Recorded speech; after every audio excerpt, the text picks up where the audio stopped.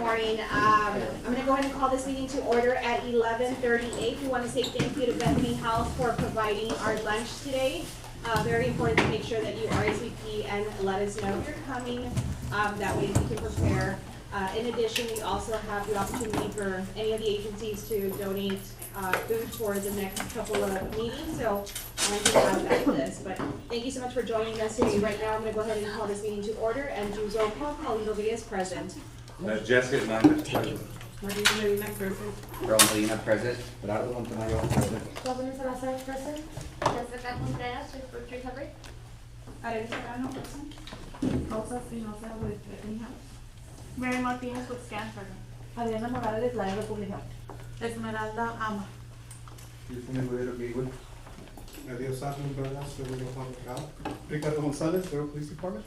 Reserva, Laredo Public Health. Erica Lopez, Laredo Public Health. Ana Moreno, Laredo Public Health. Diana Solis, Laredo Crime Stoppers. Rodolfo Baez, Puerto Rican Behavioral Health.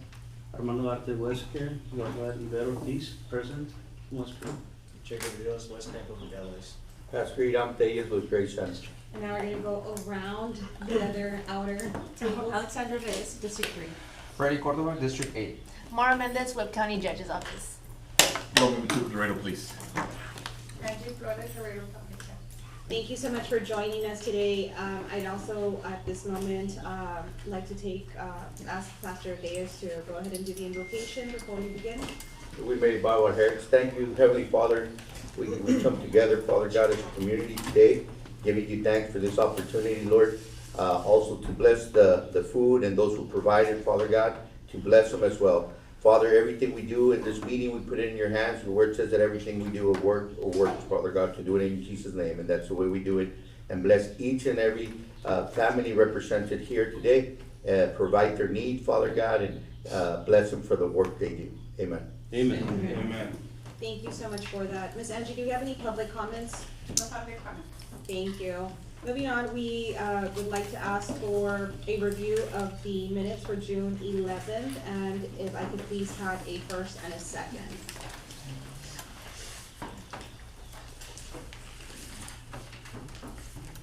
I'll go ahead and.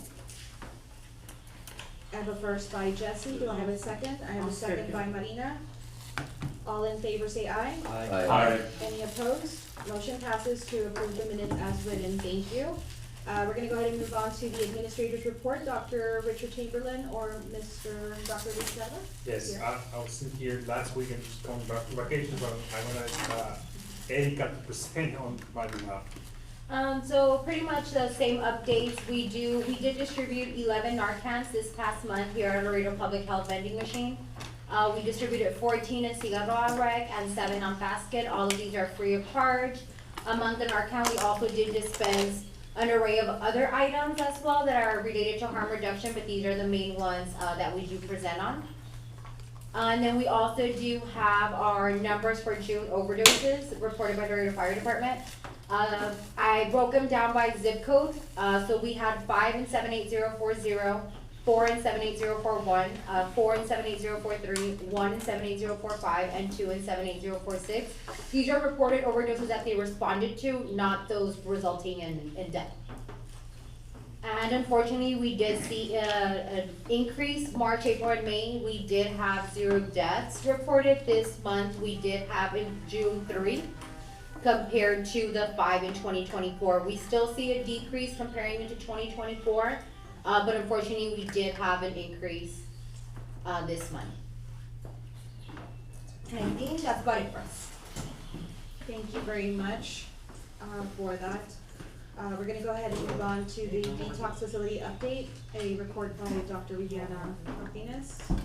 On behalf of Dr. Liana Martinez, the Rich Recovery Center this past month had 41 admissions, 27 being males, 14 females. More than 50% of those admissions were covered by their insurances. 30 admissions were dual diagnosis. 16 patients were with Hep C, which got referred to the health department.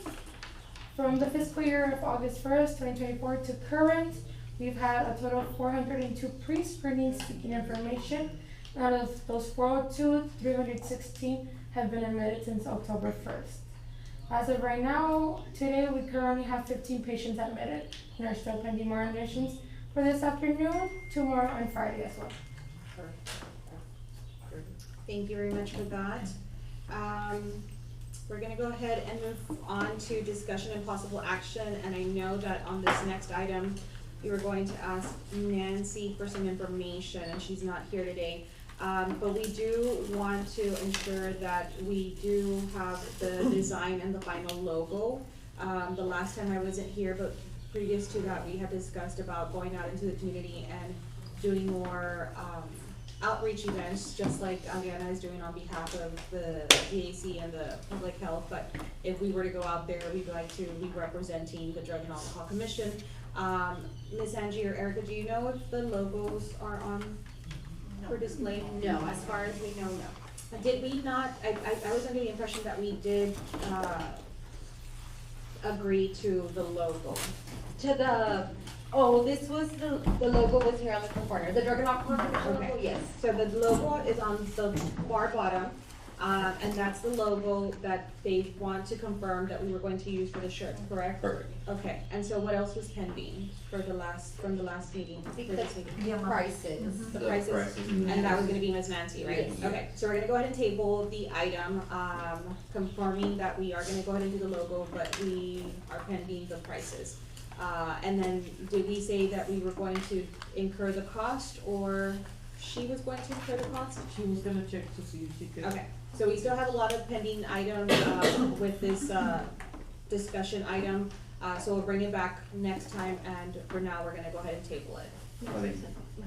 Westcare is interested in, doing partial donation as well, so I'm talking to them today, so I'll have an answer. Okay, great, let us know for next time, and I'd like to see what Nancy's come up with as well, and then we'll see Yeah, that what way we have the option, but thank you so much. And again, if anybody else has that opportunity to be able to share your resources with the, committee, then that would be great, but thank you so much for that. We're gonna go ahead and discuss something that's very important. I know that we have a lot of people in the room today, and I really appreciate you all having to be here. I will say that I will have to excuse myself by 12:30, because I have another commitment. But we've had concerns regarding, or the city has had concerns regarding the appointees, and we've had to discuss some that still wanna continue but haven't been able to because work or life happens, and the bylaw states otherwise. So Ms. Angie, what was it that they had confirmed after all?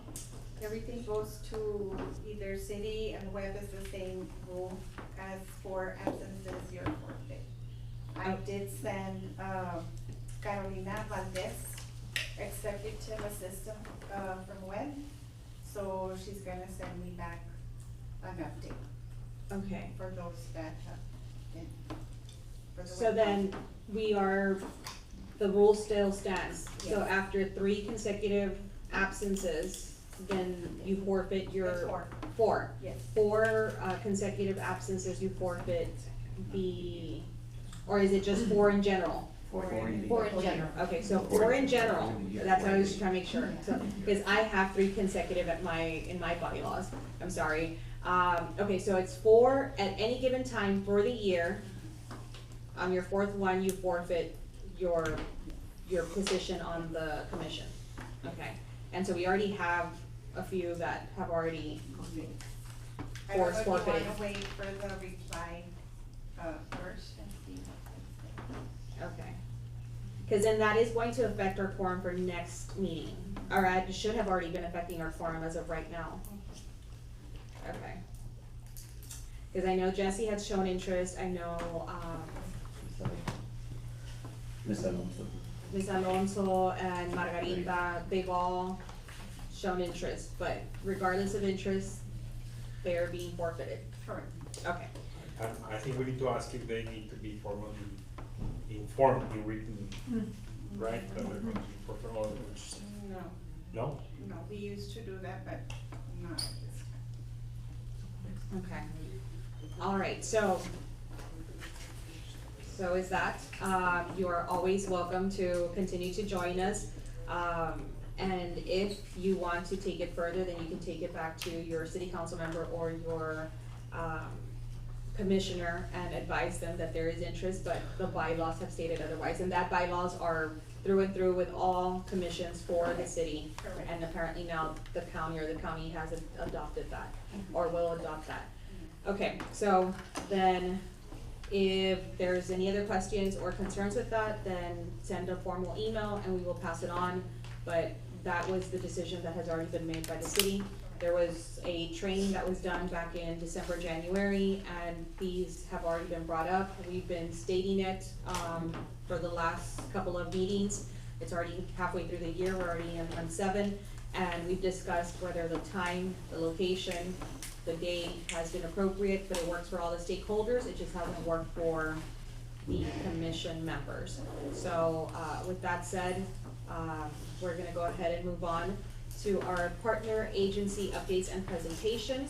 We had interest last time from Assistant Chief Ricardo Gonzalez to do a presentation, and Ms. Erica Lopez with AOT at Laredo Public Health. So we're going to give the floor to Chief Gonzalez. Thank you, ma'am. Good morning, everyone. Ricardo Gonzalez, Local Department Assistant Chief.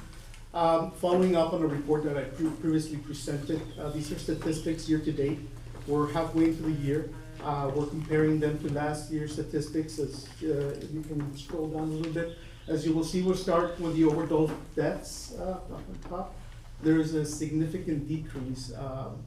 Last year we had a total of 36 deaths. This year we have 9.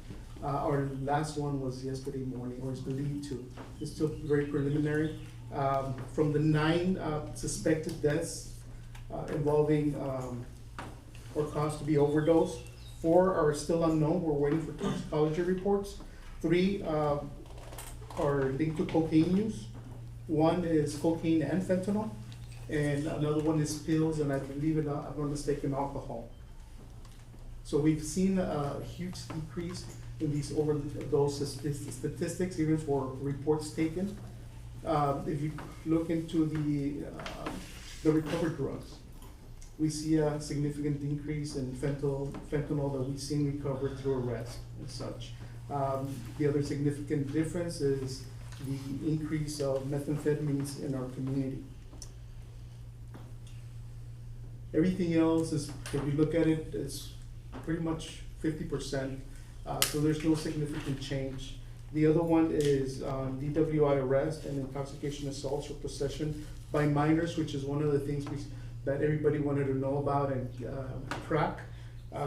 Last year we had 69 citations issued out to minors for possession of alcohol.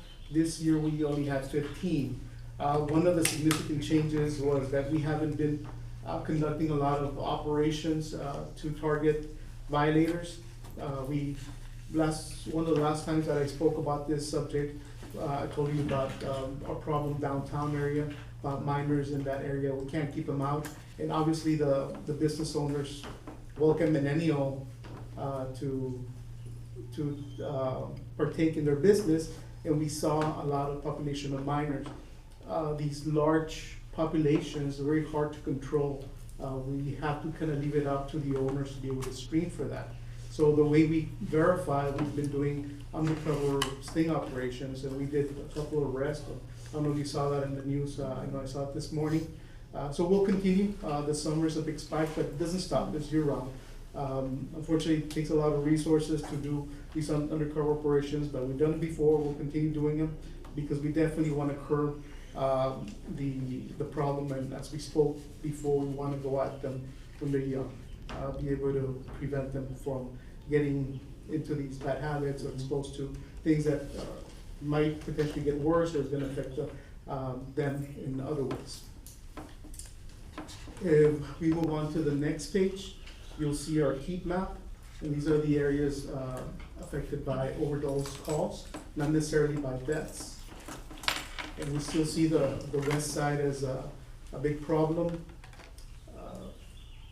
We've been running different kinds of operations along the San Bernardo corridor, where we see a lot of activity, and a lot of these calls come out of there.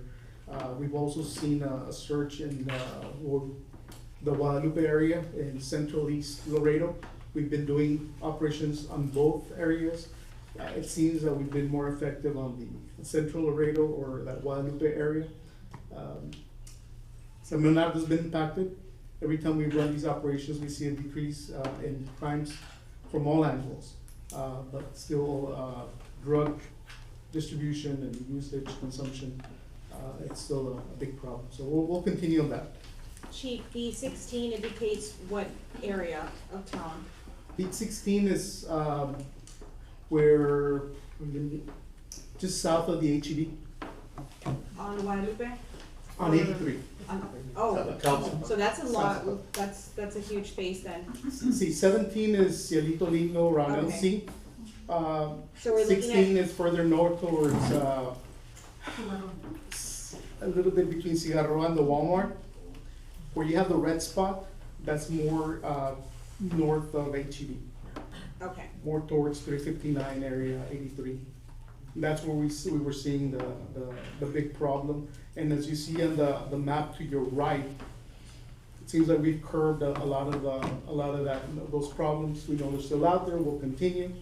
And of course, 35 corridor or San Bernardo corridor, we continue to include downtown where we have a lot of problems with not only crime, but drug usage, which is a big catalyst for a lot of the crime that it's committed. We're still at it. Any questions by anyone regarding the statistics? Okay. So that concludes pretty much the statistical report. Last time there was a request also by Ms. Medina referring about our drone program. I know I talked about it before. It's already in operation. So just to give everybody a quick background on drones, we've had drones for the last 7, 8, 10 years. We started mainly by doing support operations such as crime scene processing, overwatch on certain deployments such as search warrants, things like that. Also recon, when we have search warrants, we're gonna hit, we send these things out for intelligence. What we evolved into now is called drone as a first responder. What that means is that drones are ready to go to respond to calls as they come in, priority calls as they come in. So they sit in a pod in strategic areas throughout the city, and the pilots, which are stationed at the main station, kind of like what you see in the movies with the military, that you'll see the pilots in Vegas, but they're flying drone operations overseas.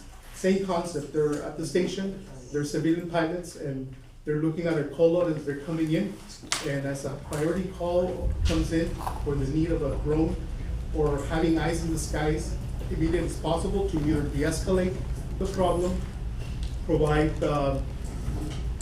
time-sensitive information, whether it's medical or to provide to our patrol officers if we resolve a crime. We'll send the resource out there. The first one is stationed here, just down the hall, outside Dr. Chamberlain's office. It's been operational for close to 2 months. In the last 2 months, we've been kind of ironing out all the wrinkles. What I mean by that is that flying a drone is easy, getting information is easy, but to be able to align it with our patrol operations and have a seamless, coordinated effort to have that information flow fluidly and efficiently and effectively to our patrol officers, that's what's been taking some tweaking to kind of have systems talk to each other and so forth. So it looks like we're there pretty much 100%. We've already started setting up our second pod, which is gonna be off of the loop in 359. So it'll be attacking a lot of these problem areas that we've been talking about. And that's why these 2 pods or these 2 locations were the priority.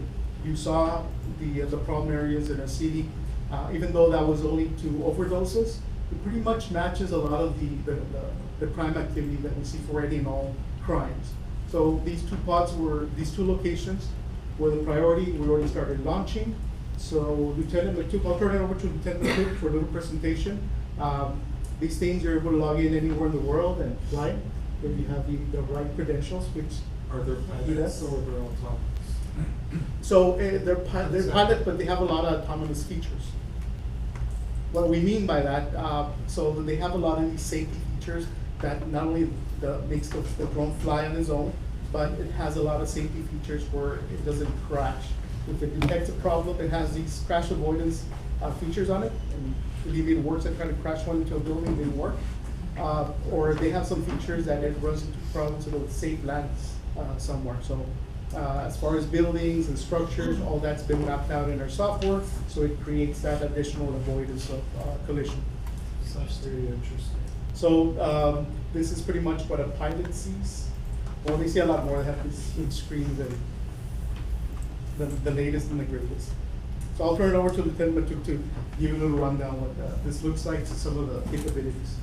Okay, good afternoon. So, like the chief said, right, we have this station, and we could go in a little bit if you guys don't mind going outside. I'll show you what it looks like and opening and closing it from looking at the station itself. So the one that we have here, right, of course, at the health department, we have a 2-mile radius that its area of operation. It can go further than that. The batteries are rated for about 40 minutes, but the reason we're kind of concentrating on this 2 miles is because how fast can it get to this outer limit of the 2 miles? How long can it stay on scene? And then of course, right, we have to come back. So the outer ranges of that 2 miles, it's taking about 2.5 minutes, more or less, depending on the weather, right? The wind and all that stuff. It's all weather affects it, you know, of course.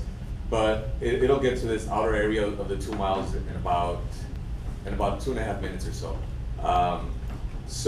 And then staying on scene, we're staying on scene for maybe another 15-20 minutes.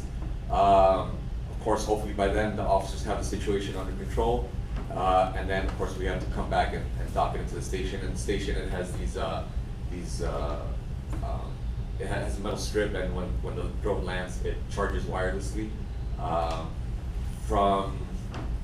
We're being very conservative with it. We're letting it get down to maybe about 30% or so before we return home. So from about 30-ish% back to 100%, it takes maybe about 30 minutes or so. So the downtime is kind of minimal. In the meantime, right, of course, if there is a call in the meantime, well, you know, we have to wait till the drone charges up. It doesn't have to charge up all the way to 100%. If the call is close by, we kind of manage going to a call close by and then bringing it back, right, of course. So this is, I mean, as you can tell, it's a big area. We do have to follow FAA regulations. FAA is very, very strict on stuff. So this green area is the city limits, is the area that we can operate. This red area, for the most part, are no-fly zones, or these other ones that we have around here that you can see are obstacles that we've identified, like the hotel here. When we're flying around, we can click on it. We know that hotel's at 150 feet above ground level, so as long as we're at above 150 feet, one of the regulations that we have from the FAA is that we're allowed to fly at 200 feet. 200 feet AGL above ground level. So that's the waiver that we have. These over here are no-fly zones because, of course, right, you can guess, of the airport, the approach and the takeoff. So the planes anywhere in this area are pretty low when they're coming in or taking off, and of course the helicopters take off over here to the west. So we have to be very careful with that. So, you know, any of this area we're not going to go into. We don't want to risk our FAA waiver that we have. It was you know, difficult to get in the first place, and we don't want to risk any issues. So we don't fly in this area. There are little caveats of how we can fly. So the way we're flying right now, it's called beyond visual line of sight. Like the chief said, the pilots are at our main station. So from this health department over here to PD, it's about 2 miles away. They can't see the drone. All they can see is what's facing out of the drone, the camera of the drone. They can't see to the sides or anything. So they rely on, of course, what they can see. The only way that we can fly out of those areas is if we're actually out there and have a visual observer. So if the chief is flying, I'd be his visual observer. And while he's concentrating on the control, I'd be telling him, okay, just be careful because I can see a plane coming or whatever, right? So we can fly in those areas, it's just not this certain method. There is, you know, as you can see, this is their website. So the company's Brinc, BRINC. they have some other drones, indoor drones that they have, and of course they're outdoor. This is the one we have right now, our responder, along with the station. I think I'm gonna change the settings in the screen a little bit because it won't let me take over as pilot. Because right now when I take over as pilot, it'll give me a lot of. I'm sorry, unless it's your settings a little bit.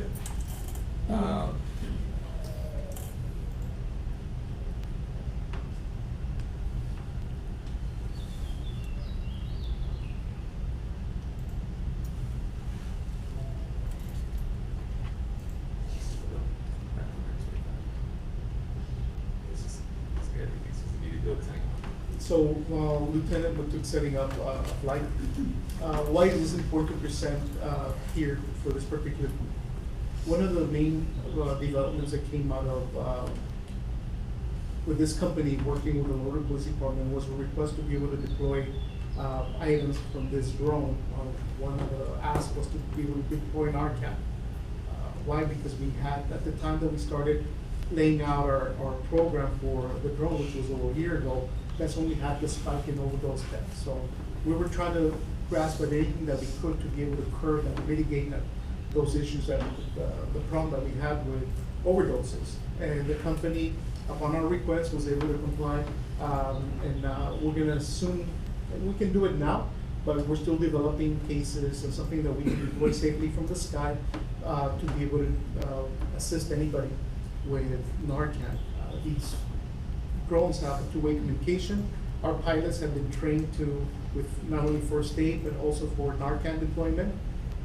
So they can go, let's say we have somebody by the creek that's having an issue and we get a call, we'll be able to deploy. The creek is very close by, be there in a matter of seconds, if not under a minute, be able to deploy the Narcan and be able to communicate with anybody, a bystander, to be able to provide guidance as how to administer the drug.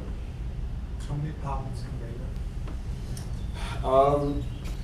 I think it's very minimal, maybe a pound or two. Obviously, those Narcan cartridges are just a couple of grams, so that doesn't affect the flight time. What you're concerned with, right, is as far as something that you're carrying, how heavy it is the center of gravity on the drone, right? If it's going to affect how it operates, and then of course, right, the more it carries, the more the battery is used to keep the drone up, right? So just to give you an example, right? So like the chief says, right? So the pilots are at the station. If they get a call from service that they hear, right, they can take the drone off. They get a couple things. Camera calibrates. How many pilots are there? We have like 20 pilots, but they're all scattered throughout the patrol division, specialized service. We have 2 civilians, and these 2 civilians are dedicated 100% to do this type of operation. But we can augment it at any point with additional pilots, one sitting right next to me. But he doesn't Well, I like mean, it's a good thing because then you have an array of different people to be on standby, and not that you have 2 and then you can only, like, if you're only shift worker. The 20 seems like it's a doable and reliable, someone's always going to be on call per se. Right, so the other, I guess, great feature about having these resources and pods distributed throughout the city is that one of our pilots is in the patrol division. Can carry a controller with them, and from the field they can access the drone and fly it. Not necessarily we need to be at the station, or vice versa. If the pilot's flying somewhere at a scene, there's a pilot on the ground, and for whatever reason we still need the asset out there. The patrol officer in the field can take over the controls, bring it down, change the battery, and keep it flying without having it to come back and recharge. So it's got a lot of different capabilities. What is the size of it? What's the Well, I could bring it in a little bit, but say right now, like the chief's saying, right? So what I could do is, my apologies, but I'm really bad at addresses. But let's just say, right, something is happening over at the creek. Let me just put the map side to side. So let's say something's happening at the creek right now. Yeah, so I could just put a I could just put a pin on the map. Oh, it'll start flying there? Yeah, so I'll just put the pin, this is say I put it here. That'll tell me the distance. I know the screen is super small right now. Can you see it fly in real time, like as it's Yeah. sitting? Yes, yeah, It's nice. yeah. Right here. So, When you go out, you'll be able to see it hovering. so right now I put that pin. Also right now, Chief, I mean, we all have it. I can go into my phone and, or the officers' MCTs. And all the officers have access to it, so we could just watch it as And it's if it going. hits a bird on the way there. you can Well, see that's it. a whole. Laser that takes it. When they're going these days. So right now it's like the chief said, right? It's flying autonomously. I could stop it. I could hit any key while it's flying. I could look around. I could zoom in. It's still going to. Yeah, if it's nighttime, I could turn on the thermal. And this is very valuable for search and rescue. Yeah. So as you can see on the map side, right? It's still going. I know the screen is super small here, but it's flying at 25 miles an hour. It's at 184 feet. It's been flying for 3 minutes. The battery's at 93%. I still have about 36 minutes to go. I can see who's watching. Myself, obviously on my phone. One of the pilots, he's probably watching on his phone as well. So I can see who's watching on here. Zoom out. So you asked about pilot. So a pilot can, as you can see, he needs minimal human input to fly multiple drones at the same time. Where you really need the pilot to contribute to our patrol operations or to any event is when they're already at scene to manipulate the camera, communicate with the officers. But the flight to and from, pretty much autonomous. Should be a bicycle. Along the Zoom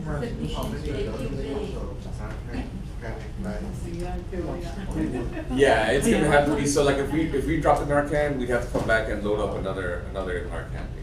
I mean, it depends, right? For now, the next generation that they're already working on, it's a pod that's got, I guess, a multitude of resources there, which the drone can automatically grab. So it's already in design, I believe, and they promise that as soon as they have it, we'll be implemented on our current systems. As far as lifetime, how comparable are these to the ones that EPS and Customs Border Protection use on the riverbanks? We're pretty Is comparable. it the same lifetime? Yes. More or less, yeah. So then they have the capacity like you all to bring them down, load up a new battery, and that's really what they do. I just didn't know that. Yeah, so with them, it's a lot easier because they work in a very specific rural area. Right. With us, it's always You're all the around the unknown, city, it's yeah, citywide, yeah. right? So that's why we need multiple pods. We need to plan beyond just bring it down, changing batteries and roll back up again. So our operation is a little bit different, and they are a little bit more complicated. We have to capture a lot of video to be able to contribute to a case, Right. evidence and such. Theirs is just really reporting and reacting. I just like the fact that you're able to bring it down. Some officer can bring it down and put a new battery and stay in that area. Yes. I think that's pretty cool. We Yeah, have so, those so, capabilities. so that's the plan is for the pilots, and it's coming back right now. I said it, like, again, right, autonomous. Let me stop the recording.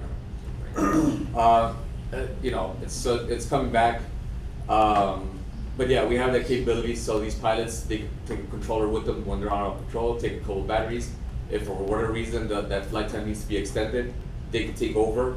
On the phone I can't, right? The phone is too small. But on the control, they have the ability to just take over. I'll get a message on the screen that somebody's requesting. I acknowledge it. They take over the drone, and they can land it, switch batteries, fly it wherever they need. And the same thing, if it has enough battery to come back home, I take over, I land it at the station, and it'll charge. So right now the return to home and land in the station is initiated. So it comes down, and you'll see right now it'll turn the camera down to the station. It has these fiduciaries on the base. It reads them, so it knows exactly where it needs to land, center, so that way it lands on the strips. And right now you'll see it look down in a minute. and then the station closes. You'll see the station, it closes, opens up a little bit again, and then it'll close again. Basically what that's doing is that in case the drone landed a little bit off to the side, it kind of centers, it pushes it back into the center. So you see those strips, those are the charging strips.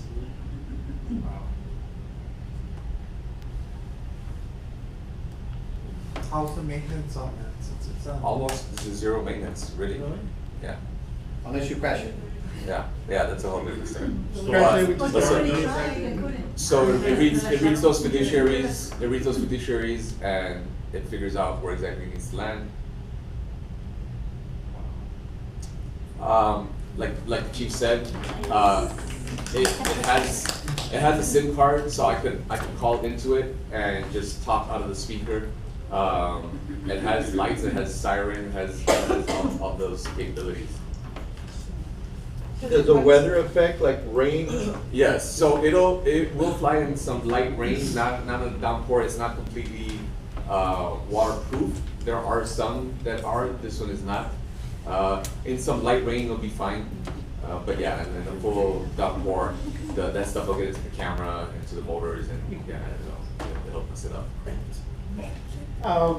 So even though we could fly it sometimes with some rain out there, we need to think about the lens.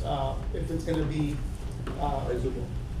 if we're not gonna be able to view or capture good video, there's no sense in putting the asset out there, because we're not gonna be able to contribute as much to the operation, to obtain evidence, good information to provide to the masses, to the patrol officers. So those are the things that the pilot has to constantly weigh. Safety is always going to be paramount, no matter how much we move the asset out there. But if the pilot feels that it's somewhat unsafe, they'll ground it. So, like I said, I mean, once we finish here with whatever other presentation stuff, I can take you guys outside and show it to you so you can see the actual drone itself. So disclaimer, local taxpayers did not pay for this. This is a state, this is funded by a state grant, so that's we were able to get that funding from an outside source to bring that, these resources to bring. So what was the cost? A 3-year plan? 5-year. 5-year plan, $3 million. How many drones? Six. Six. And that includes all the software, everything in it, so the equipment, the support, the training. The good thing is that anything happens to them, and things do happen sometimes.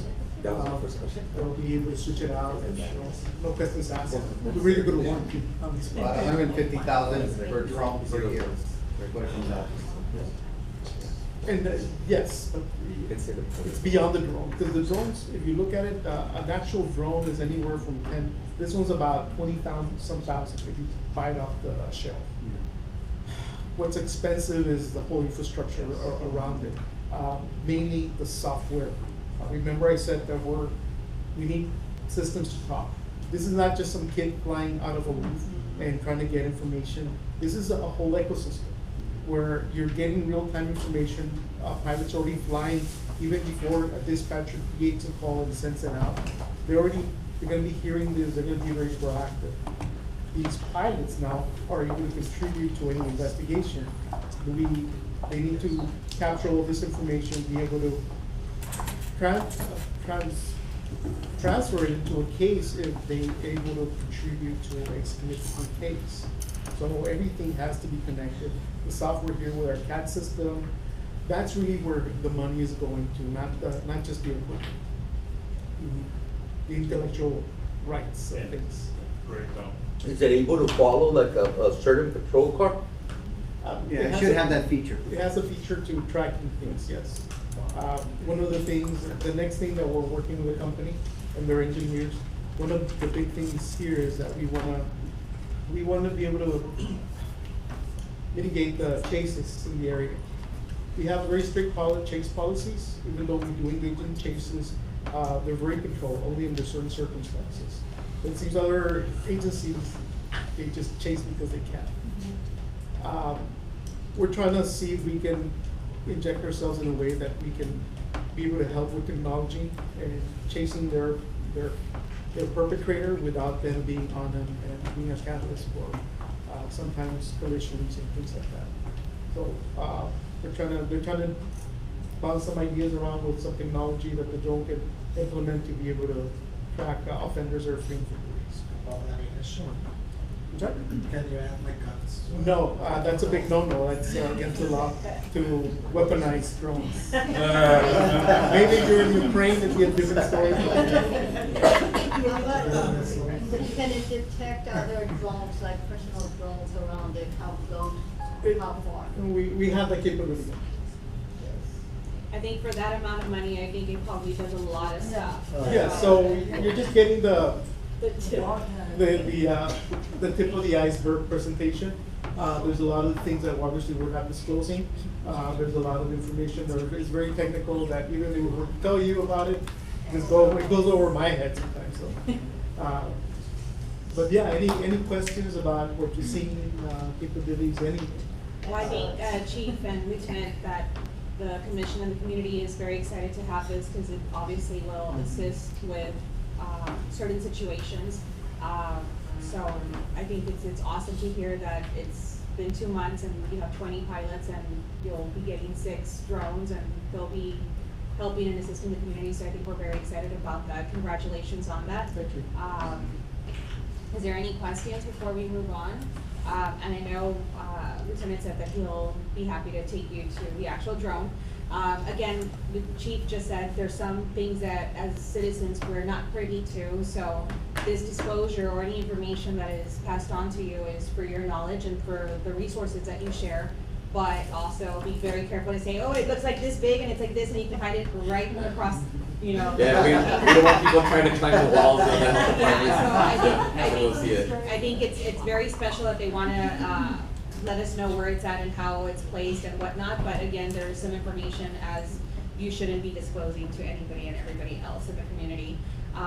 But we'll close this presentation and we'll move on to the next presentation so that we can go ahead and check it out for those who do want to go out there. Erica, so before Erica takes down her presentation, I'm going to go really quickly around the table. I want to say congratulations to Marina. She had a press conference yesterday. So if you want to share the information really quickly while we transition to Erica, please. Yes, thank you everybody. It was our first press conference. It was a success. There's our flyer over there. If you all want to take a picture, I have some booth registrations here with me. We're going to have that event. It's our 3rd annual 5K run. And it's going to be at North Central Park. Dr. Tyler King is sponsoring the event along with the city of Laredo. I would like everybody to invite everybody. If you all can go and walk for a purpose, run if you can run, but you don't have to run, you can walk. But yes, I am so grateful that everything is actually getting bigger. Now we have a calendar of events, right, Adriana? Yes. We have a calendar of events that we're gonna share too. But yes, thank you everybody for this opportunity, and I am so grateful for. And just wanna continue what she's saying. August is Overdose Awareness Month. Yes. And this is the reason why we're doing this, and this is the reason why we're taking advantage of the month, of what we wanna bring awareness to. And the events are, the organizations are coming together. There's going to be a candlelight, the city turned the city purple, there's going to be Ms. Marina also has a bulletin to bring awareness as well for her organization and the work that they do to bring in awareness on the dangers of using substances and overdose. And other events, so we'll be providing that calendar of events to Ms. Angie. Hopefully she can forward it to all of you so you know what's coming along through this month. However, if any of the other organizations are having any events related to overdose awareness, please let us know. I already contacted Hiller, and I already contacted Border Region, yes. And Hiller said that they're not having any overdose awareness events. Still waiting on Border Region to reach back. Why? Because we want the whole community to know that all of these organizations and events are happening. If locally in your organization you wanna do something on overdose awareness, for example, the health department is pushing wear purple on Fridays, so that in a way also internally we're bringing awareness to everybody that comes to the clinic or comes to the health department, and with our employees. So if I invite everybody, you don't have to do an event for the community, you can always bring something home. As a matter of fact, on that note, on August 13, make a note of it, wear purple, because then at that point we'll, in unity, take a picture and promote the different organizations that are part of the Drug and Alcohol Commission. So make a note of it, and we'll see you then, and then hopefully we'll be able to participate on August 2nd at the event and then throughout the month. But again, if you have anything going on, then feel free to let Marina and Adriana know of what's going on. But thank you so much for your efforts. Erica? One last thing before, so I got together with Texas Roadhouse, and every Monday in August it's gonna be Dine to Donate. So all the proceeds that they that we give, like they're gonna give us 15%, goes to Mike's Purpose. So I want to see everybody dining in on Texas Roadhouse on Mondays. Thank you. And I'll keep it fast because I know people probably want to see the drone. So I know I've talked before about AOT. Ms. Anna as well placed on all around the tables a brochure for our services. We do provide mental health services, but we do go ahead and also provide those to who have co-occurring disorders. So AOT, it is a practice of providing community-based mental health treatment under civil court commitment as a means of motivating an adult with mental illness who struggles with voluntary treatment adherence to engage fully with their treatment plan. Sometimes it is court ordered. It doesn't mean that they have to be involved in the criminal justice system. It doesn't mean that they have to have any involvement. We go ahead and do that court order paperwork. It is all civil. It cannot be found under public record if anybody tries to go ahead and search that up. And as well as the court proceedings, we do individuals one by one so that they feel that comfort in discussing it with the judge. So for AOT, it is for individuals 18 and older who are diagnosed with a serious mental illness. This would qualify under schizophrenia, major depressive disorder, bipolar disorder, and that they do not receive treatment. And if they don't receive the treatment, they will consequently suffer deterioration. They do have to have a history of inpatient psychiatric hospitalizations or incarcerations. We normally focus on the past 2 years to have at least 2 hospitalizations. In certain situations, we are allowed to check up to 3 years, but usually we do focus on the 2 years prior to them coming into the AOT program to see if they have any hospitalizations, incarcerations, even if they've been at Roots for detox. It is also considered a crisis stabilization unit, so we do consider those visits. And they do have to have a history of non-compliance with outpatient mental health treatment. What does that mean? It could be they don't take their meds, they don't go to their appointments. It's an array of service, I guess little loopholes that we can go through when it comes to non-compliance. And again, no pending criminal charges. Now, we have been very fortunate where judges have dropped up to even felony charges for individuals because they were unfortunately not compliant with their mental health treatment at that time. And as long as they are compliant in the treatment, then the judge went ahead and dismissed all charges. The DA is also willing to do that in case-by-case scenario. Quick question. Like, and you said they have to be bipolar or whatever. Do they have to be formally diagnosed? Yes. Or do you guys facilitate it though? No, Like, they 'cause I have think there's to. a lot of people out there that have like a mental health condition but aren't diagnosed. Well, if they're not diagnosed, then it's difficult to say that they were non-compliant with treatment. I see. Since they don't have the diagnosis, then they probably never received treatment. Then the collaboration in AOT, it identifies appropriate individuals, safeguards the due process, provides comprehensive mental health care, it employs specific protocols in the event a person doesn't adhere. And these are pretty much key components in the collaboration of AOT. Of course, it is the participant. We do not refer to them as clients. We do refer to them as participants because they are participating in their healthcare journey. Is We this all- in Judge Knoxon's court? No, Oh. it's under Judge Hugo Martinez. Oh, okay. We do include their support system as well, whether it be family, friends, anybody that wants to count as part of their support system. We do have a treatment team that I will go ahead and break down further. We do have the AOT monitor, the judicial official, mental health authority as well. We do have an MOU with Border Region. Inpatient services, we have reached out to all the inpatient hospitals in San Antonio and Edinburgh, letting them know of our services. Advocacy organizations, we do work as well, and we collaborate with Pillar, with SCAN, Gateway. Law enforcement is very actively involved. The majority of our referrals do come from either mental health PD or the Webb County Sheriff's Department Mental Health Office, and attorneys. We also have an attorney assigned to them that we cover the fee for their AOT court hearing. When you say identifies appropriate individuals, what does that really do? Is that cases that haven't been adjudicated? If you're going to identify individuals that qualify for this? Yes, yes. And a lot of the times, let's say they haven't received services in the past, I know that they do receive a screening or an evaluation as going to jail. So we can also consider those as their psych diagnosis. You need to talk about it. Yeah, send them over. Well, they're not gonna go, we have to take the cases. We're working with the DA's office. Mhm. Individuals, we have one that's been arrested, probably, Female? we have the female, we have the male, probably 30 times in the last 2 weeks. But we can see their mental health deteriorating. The criminal justice system, the revolving door at the jail is not helping anything. We need to fast track them to services, and hopefully using those cases as leverage to be able to enforce them and to keep them because they're not going to go back. So these are the things that we're doing right now. The DA's office, we're also working with the county attorney's office.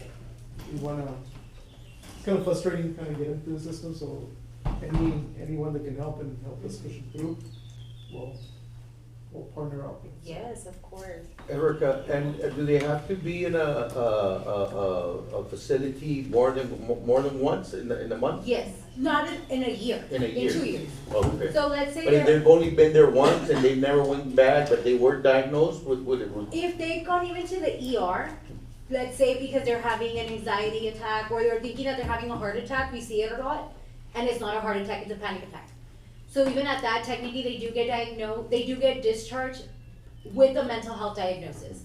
So even ER visits due to their mental health count for us as well. But it has to be more, at least two. Now, it two could of be them. a combination. It could be, let's say, they did go to a psych hospital and then they either ended up with you guys or they ended up at Roots. We go ahead and combine those two and we can go ahead and help them. And these are 3 paths that we have towards referrals in AOT. We have the step down upon discharge from the psych hospital. It's a little bit more difficult because we do not have psych hospitals in Laredo. So that process takes a little bit longer. We do also have directly from the community to prevent hospitalization or incarcerations, and as a diversion or deflection from the criminal justice system.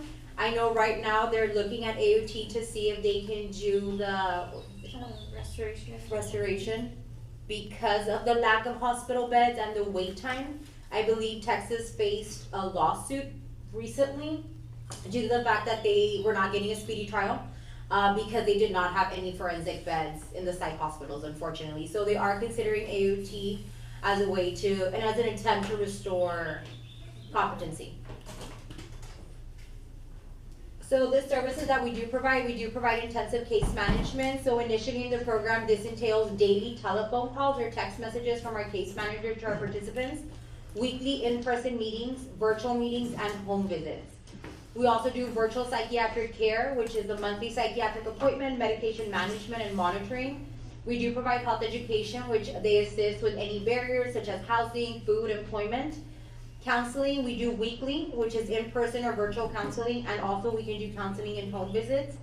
That's probably one of the perks that we have, the intensity that we can go ahead and offer these counseling sessions. We also do linkage to care, of course, the hepatitis C testing, STD, STI, or establishing a PCC here within the health department. We also do provide, we do have a pantry, a food pantry, where we do provide them with food if needed. We do provide them with bus passes so that they can go ahead and attend their appointments, and it's daily passes, so I say as long as you come to the office, you can do and go anywhere around Laredo with that bus pass. Our team is a project manager, an evaluator, our LPC, our court liaison, which is Ms. Ana, 3 case managers, a medical office assistant, health educator, and an office assistant. Like mentioned, our judge is Judge Hugo Martinez. We do provide them with legal guidance by Attorney Julio Garcia Jr. We do work with Border Region very closely, LPD Mental Health Unit, and the Webb County Sheriff's Mental Health Unit. How many patients do you carry? Are you able to carry? Max 40. 40 patients, okay. Yes. And who's your psychiatrist? We do contract with Elevero, which is a virtual psychiatric company. So they do go ahead and assign one psychiatrist specifically for AOT, Spanish speaking. bilingual. Okay. Are you constantly running at capacity? No. So we are free to discharge anywhere between the 90 days to as long as we need or we see base. We have had individuals for up to 500 days, or we have those individuals in the 90 days, and usually the 90 days are because they move out of town, or as much as we look for them, we'll call PD to see if they've been arrested, we'll call Sheriff's Department, we do home visits, and after 3 home visits, we go ahead and discharge if we're not able to find them anymore. The benefits, we do reduce hospitalization, we reduce incarcerations, reduce cost to state, and we do have an increased community engagement and increased adherence to medication. We do prepare their med boxes weekly at the office, so that facilitates as well their treatment. So does it work? Yes, it has been successful in Texas, California, New York, and other states. In Bexar County, hospitalization rates have decreased by 60%. In New York, 77% fewer people experience hospitalizations, and in California, 88% of AOT clients spent less time incarcerated. We have been able to have a lot of our participants enroll back in college. We have had individuals get their nursing license reinstated as well, and as well as just either getting employment, going back to school. We do work with CPS as well as an attempt to go ahead and have them reunited with their family. So we have seen an increased family involvement, increase in employment retention, and college enrollment as well. We have seen a decrease in daily medications. Initially, we had an individual going into our office with 8 daily medications, and it's down to 1. So we have seen that as well. We have decrease in police activation and decrease in inpatient hospitalization. These are quotes from 2 of our participants. They mentioned in court that AOT saved their lives in more than 1 occasion. And she did plead to stay in the program longer. She assumed every month we were gonna discharge her, and every month she would plead to stay longer in the program. For the first time, I'm not just a number, but I'm also recognized as a person living with mental illness. Do you use injectables? Yes. You do, in Vega? Mm-hmm. I noticed Bexar County, because when you put up Bexar County, because they piloted the use of Invega in their mental health courts. Yes, we do. We have 2 individuals right now on injectables. Good. And we administer them there at the clinic as well if they wish. And then we monitor them and we try to sync it up with their psych appointment. So they go ahead and get their injectable and they go ahead and That's see the great, psych. because that makes sure that they're compliant with their Yes. medication. Yes, and we do conduct drug tests as well, not to report it, we don't really report it. We had an individual who did test positive for cocaine, and she herself went to go report it to probation. Just an honesty thing, and once she tested in probation, she was negative. But we just test just to see that there is no contraindications with the medication being prescribed, or if some of their symptoms are related to the substance as opposed to their symptoms. But so far we have had individuals stay in the program longer than a year. We had individuals who were borderline catatonic at the first court, having to have representatives speak for them, to now they're able to go to court, represent themselves, joke around with the judge. So it's something that we see a very big team effort. Judge will ask them about their haircuts, about their movies, we'll follow up with them on month to month, so they've already established a very good relationship. The Black Robe Effect has seemed to be very helpful with the majority of our participants, because they feel like, for the first time I'm not in court getting in trouble, but the judge actually cares about my progress. So we did leave brochures around the table. This is our contact information. If you think maybe an individual would go ahead and qualify but not sure, go ahead and give us a call, and then we can go ahead and start the process. Thank you for that refresher. How often do they meet with the team? With us? Is it a weekly meeting or? Yes. With their case manager, it's twice a week initially. Okay. And then with their counselor weekly, and then slowly as they start doing better, we slowly decrease it. But initially we have a wraparound where the entire team is there. So they meet all of us, they have all of our phone numbers, they text us, they let us know, but they do meet with the team lead. Erica Lopez. And we also included some 988 stickers or mental health stickers for you guys, and the posters as well for 988. Thank you. Thank you. Any other questions? for Erica. I think you're all doing wonderful. I think from the first Great job. presentation to now, I think it's a very established, program, and the services are definitely benefiting someone, and I'm glad to hear that it's working out, so. Great job on that effort. And I always say and I love the quotes because, I've always said quality over quantity. I'm a firm believer of that, and when people feel like that you are focusing on them, that means you care for them, and they feel just as much, or they have to try harder to try to fulfill that end result, which is, help. So I think that that's wonderful to hear. Does anybody have any, as far as the stakeholders, any announcements or anything that you would like to share very briefly before we close the meeting? And if there isn't anything else to share, I know Marina has some flyers and a couple of things that she said to make sure that you take a picture, and she has a proclamation on July 31st. On July 31st, from 10 a.m. to 11 at the Laredo Fire Department Lobby, Administrative Building, 616 East Delmar, and the invitation is made to everyone. Please wear purple or wear your organization shirt with a purple ribbon. I will definitely put it on our calendar so we can make it out there. And if there aren't any other announcements, I'm gonna go ahead and call this meeting to order at 12:39. If I can have a first. I have a first by Jesse, a second by Pastor Reyes. All in favor, say aye. Aye. Any opposed?